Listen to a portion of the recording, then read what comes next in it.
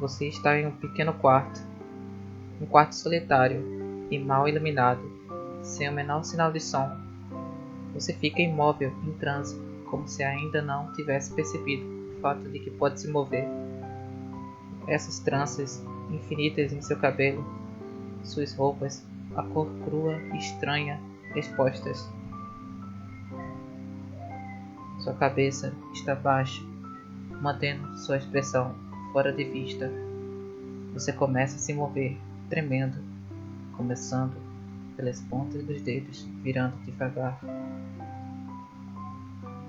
Então, com o menor movimento desajeitadamente, dá um passo para frente. Você olha para os seus arredores, tomando tudo como um bebê recém-nascido. Aos poucos, faz seus primeiros movimentos, ousado e hesitando, começando a explorar o quarto em que está.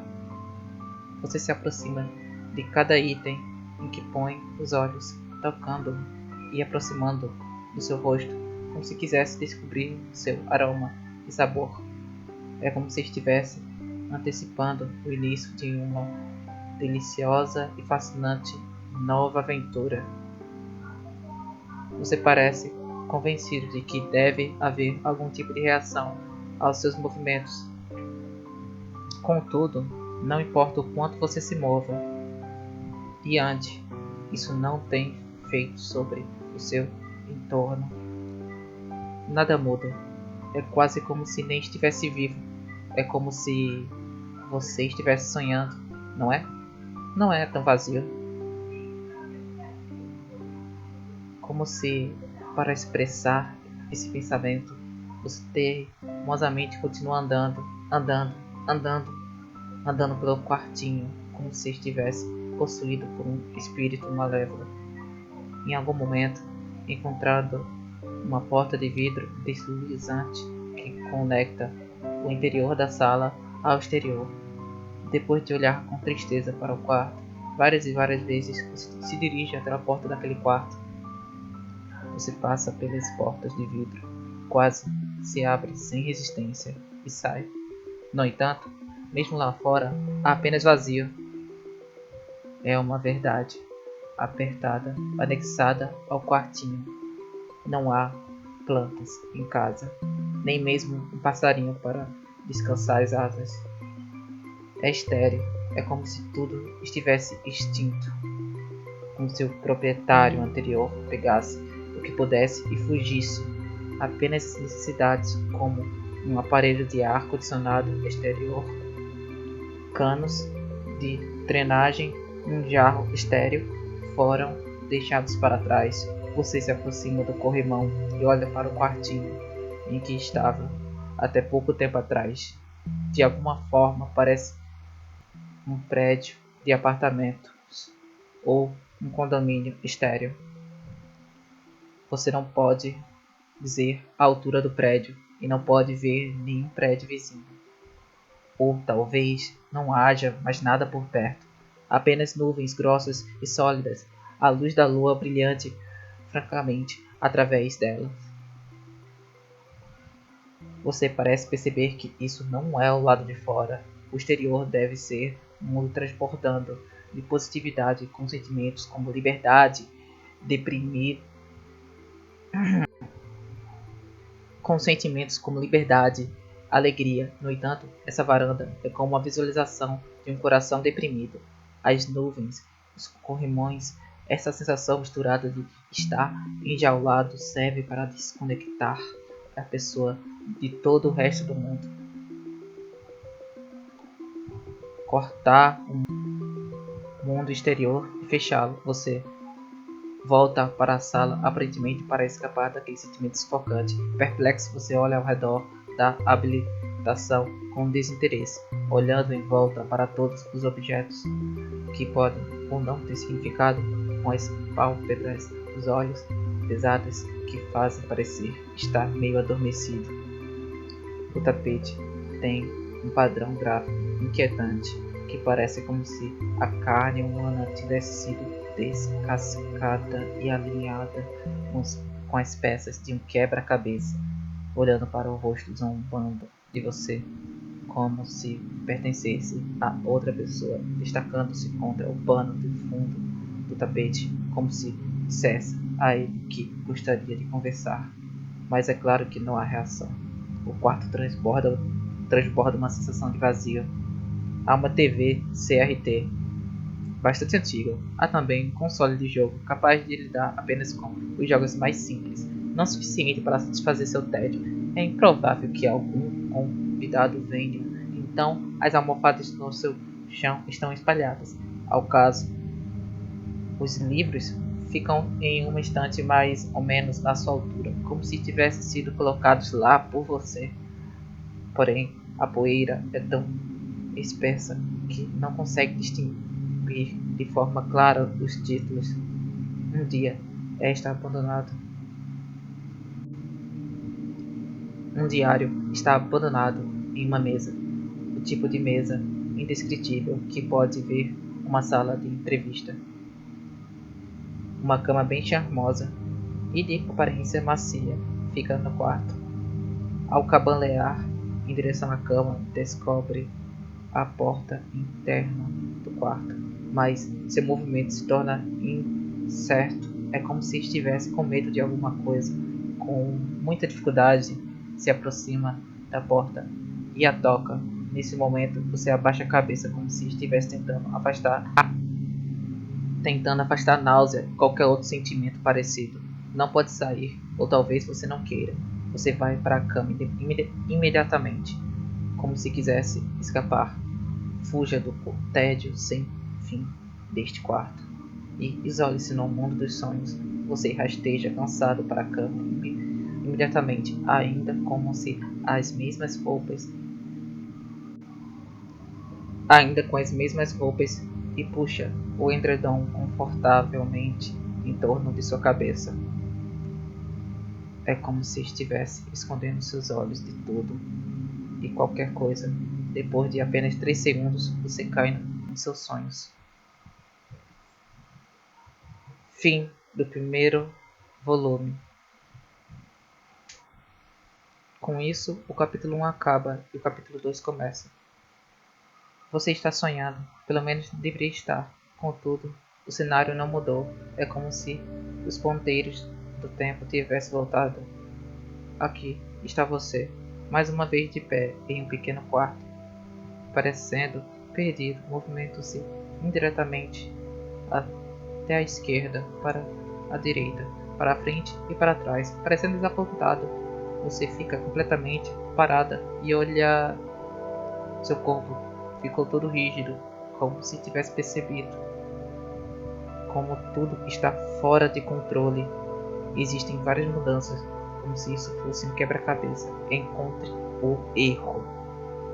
As almofadas estão tortas. O console do jogo desapareceu, como se não houvesse mais necessidade de matar o seu tédio.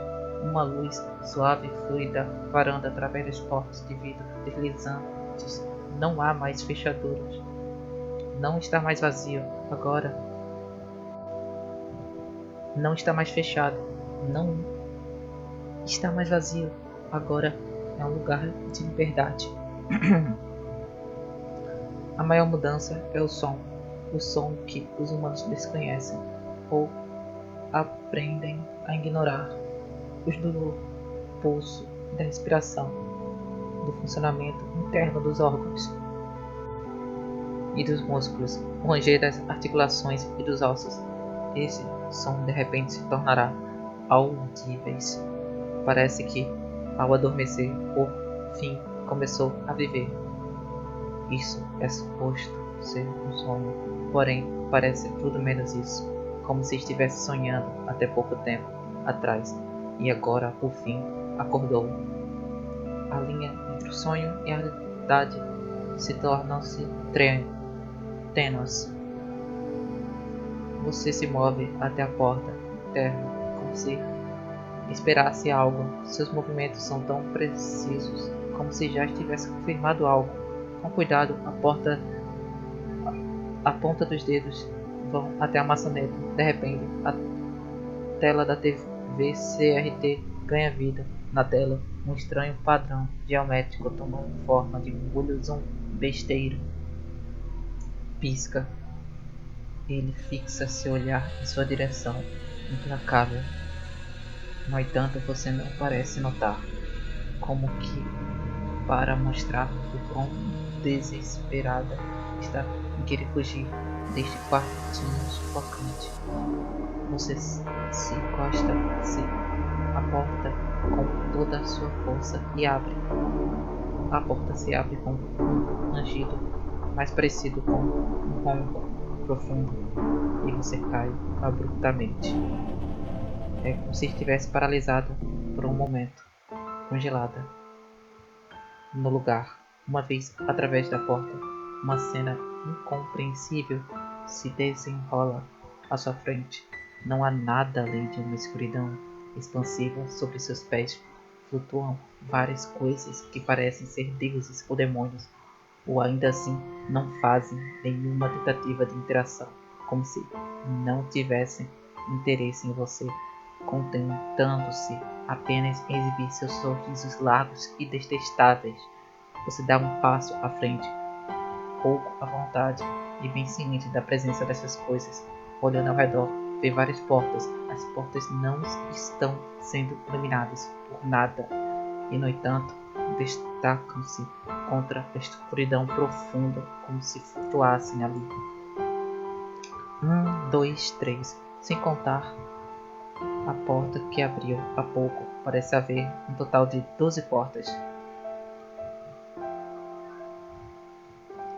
posicionadas como os números em um mostrador de relógio. As portas estão espalhadas uniformemente em formato de círculo. Nenhuma das portas se parecem com aquelas que alguém gostaria de tocar, nem se parecem com os tipos usados na vida cotidiana. Elas têm desenhos assustadores e parecem que alguém precisa de muita coragem para abri-los. No mínimo, as portas não parecem do tipo que renderia aventuras emocionantes, românticas ou descobertas esclarecedoras, é claro. São mais como cicatrizes, onde abri-las pode levar a respingos de sangue. Há uma porta que se parece com as pernas entrelaçadas de uma aranha. Uma porta coberta de sangue, como se alguém com feridas abertas em suas mãos tentasse em desespero abri-la. Uma porta que parece ter brotado um par de olhos lacrimejantes. Uma porta com uma luz tão barrenta que provoca dores de cabeça, piscando como as luzes de neon de uma perigosa rua comercial. Uma por uma, você se aproxima de cada porta e dá uma boa olhada. Mesmo que essas portas sejam muito tangíveis, você apenas as observa, aparentemente relutante em tocá-las. Você parece estar deliberando sobre qual porta deve abrir, pois vários pensamentos se encaixam. Por exemplo, uma vez que as portas estão dispostas como números em um mostrador de relógio, deve abri-las, começando como a porta no ponto de 1 hora e seguir no sentido horário a partir daí. Mas talvez algo aqui queira que abra a porta mais importante primeiro. Por outro lado, não há garantia de que abrir a porta mais chata não trará resultados mais horríveis. No entanto, você finalmente desiste de pensar a respeito. Não há nada e nenhuma razão, nem parece haver uma resposta certa. Pelo menos ninguém irá guiá-la para a resposta certa. Nesse caso, pensar é inútil. Embora ninguém esteja lá para apressá-la, parece que seu desgosto pelas formas besteiras na sala mal iluminada é tão grande. Você obedece ao senso comum de que as portas são coisas que abre e vai para a porta mais próxima, colocando uma mão devagar na alça. Está aberta. Você entra.